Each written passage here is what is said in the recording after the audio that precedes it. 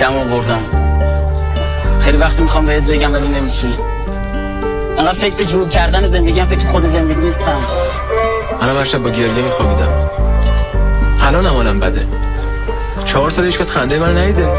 نور ضربان قلب تنده مود لرزیده دستم خون گندیده رگم نفسم ایستاده بازم اون شاد و پر رو با چرخش زمان شده غمگین و عوض به هر چی فکر کردم سرم اومد جز اون خوشیه بی دغدغه‌ام تو مستیم حالم خوب نیست یکم من همونم که تو منو ساختیم منو کسی قلبن گرمم نکرد منو کسی قبلا درکم نکرد من روشنم مثل جون کندنشم پروانه‌ای دورم نگشت خونه بی بابا منو ولگرد نکرد مثل کو بسی اونقدر شکستم فرهاد واسه شیرین انقدر نکند زندگی کن و به لحظه ای دل نبند. درست میشه.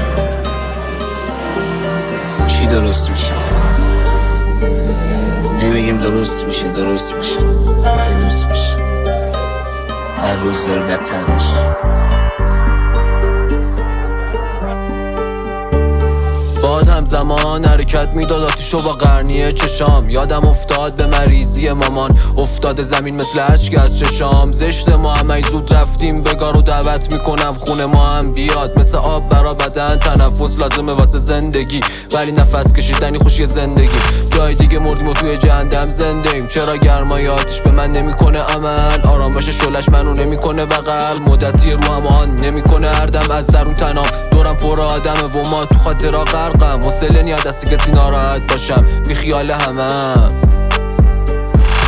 غم نرفت سیگار شد غرق غم بودم نجاتم داد و پلاستیک کفشم چرخید سرم از افکار مغزم در اومدم به مرور معتاد میشی به ناراحتی و سردرد خاطر سوز میداد مثل سیگاری که خاموشه لای دستم با قلبی که غمارو یدک کشیده با شعله فندک با آرامش رسیده روحیه خستش از آب و دیده تو گلوش همش طعم بغض و چشیده از مود شادی خیلی وقت در اومدم دیگه غمامون لحظه یادمون میره.